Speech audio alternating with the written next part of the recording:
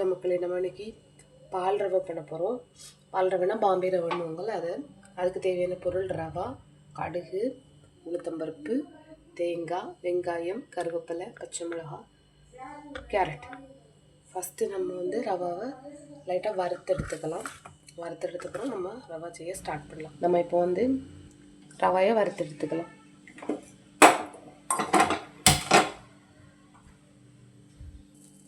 இப்போ பேன் சூடாயிருச்சு. நம்ம இப்போ இதில் 2 ஸ்பூன் ஆயில் விட்டுக்கலாம். ஆயில்னால் நான் இது வீட்டில் ரெடி பண்ண தேங்காய் எண்ணெய் விட்டுருக்கேன். உங்களுக்கு நெய் வேணும்னா நெய் விட்டுக்கலாம்.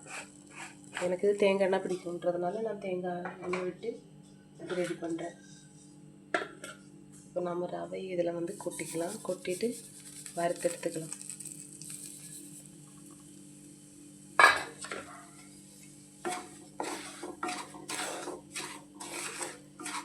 இது எதுக்கு வறுக்கிறோன்னா, நம்ம ரவை பண்ணும்போது இந்த ரவை தண்ணியில் விடும்போது குழுன்னு ஆகாமல் இருக்கும். குழுன்னா ரொம்ப குழையாமல் அழகாக உதிரியாக வரும் ரவை. அதுக்காக தான் நம்ம லைட்டாக வறுத்தெடுத்துக்கணும்.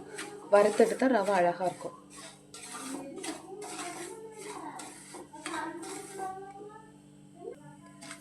இப்போ நம்ம ரவை ரெடி ஆயிடுச்சு.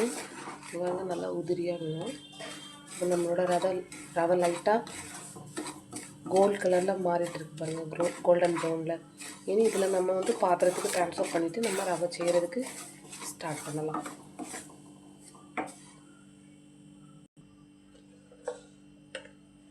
இப்போ இதில் தேவைக்கு அடுத்து நம்ம தாளிக்கிறதுக்காக தேங்காய் எண்ணெய் விட்டுக்கலாம்.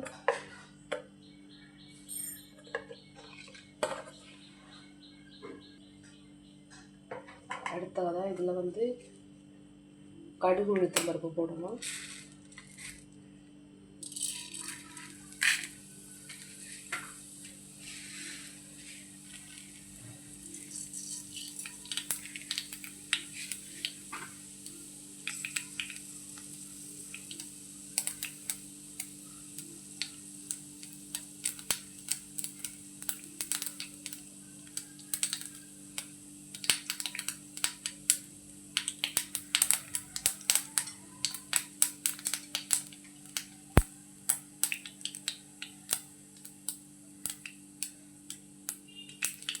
நெக்ஸ்ட்டாக நம்ம இதில் கருவேப்பிலை போட்டுக்கலாம்.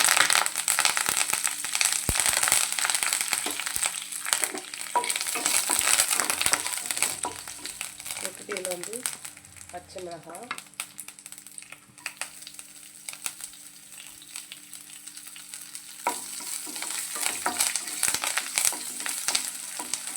அடுத்து வெங்காயம்,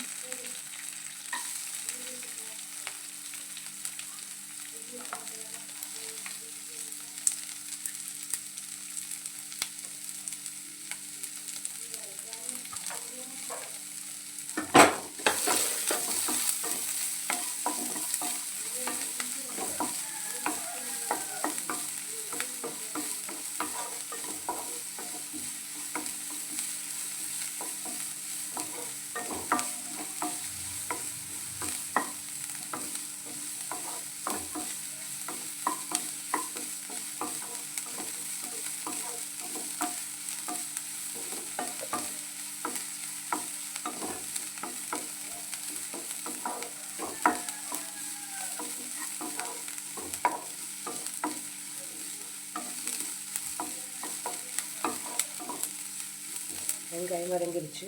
இனி நம்ம இதில் கேரட்டை போட்டுடலாம்.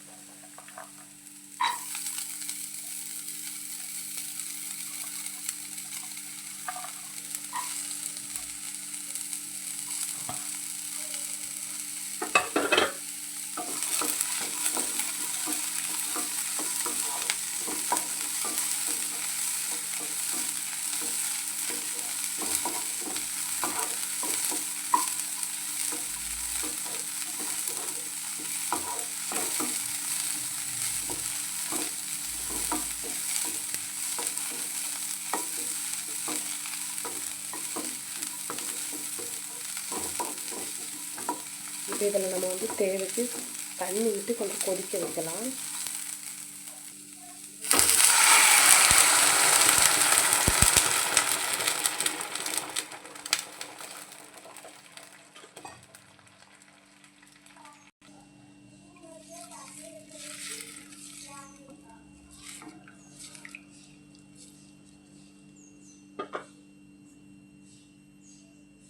இதில் வந்து இப்போ நம்ம தேவைக்கு உப்பு போட்டுக்கலாம்.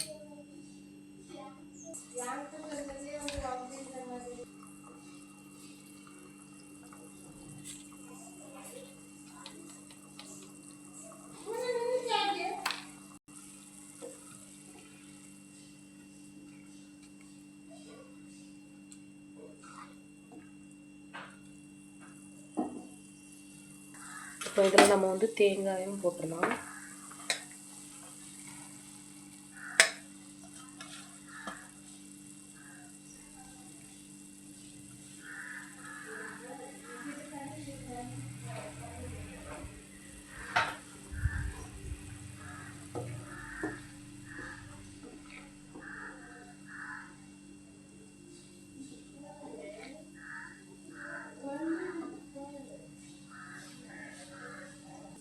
தண்ணியெலாம் நல்லா கொதிச்சிருச்சு.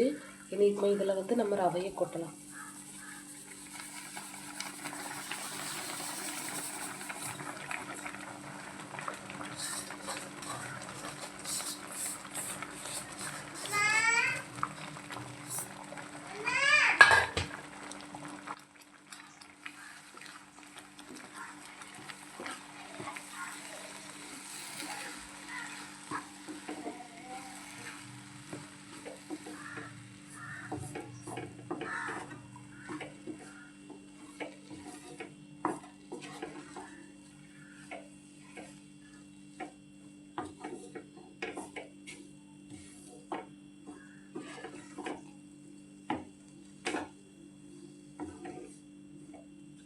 இப்போ இதை வந்து லோ ஃப்ளேமில் வச்சுட்டு லைட்டாக ஒரு 2 நிமிஷம் நம்ம லைட்டாக லிட்டு போட்டு மூடணுன்னா அந்த ஆவிலையும் நல்லா வெந்துடும்.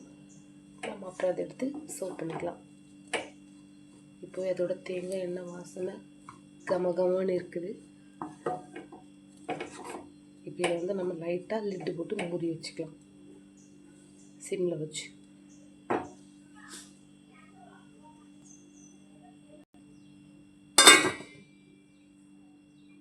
இப்போ வந்து நம்ம உப்புமா ரெடி ஆகிடுச்சா பார்ப்போம். இங்கே பாருங்கள், சூப்பராக ரெடி ஆகிடுச்சு. நம்ம வறுத்துருந்ததுனால ஒன்றுமே ஒன்றுக்கு ஒன்று ஒட்டாமல் அழகாக இருக்குது பாருங்கள். ரொம்ப கொலன்னு ஆகாமல் உதிரியாகவே அழகாக வந்துடும். இதே இது நம்ம வறுக்காமல் யூஸ் பண்ணோம்னா அது அப்படியே ஒன்றோட ஒன்று ஒட்டி இப்படி கொலன்னு குழஞ்சது போல் ஆயிரும். இது வந்து அழகாக இருக்கும் பாருங்கள். சரி, ஓகே. இதுக்கு மேலே நீங்கள் வந்து சர்வ் பண்ணுறதுக்கு முன்னாடி நெய்யில் வறுத்த முந்திரியோ எதுனாலும் போட்டுக்கலாம், அழகாக இருக்கும். நமக்கு இதுவே போதுன்றதுனால இதோட முடிச்சுக்கிறேன். தேங்க்யூ ஃபார் வாட்சிங்.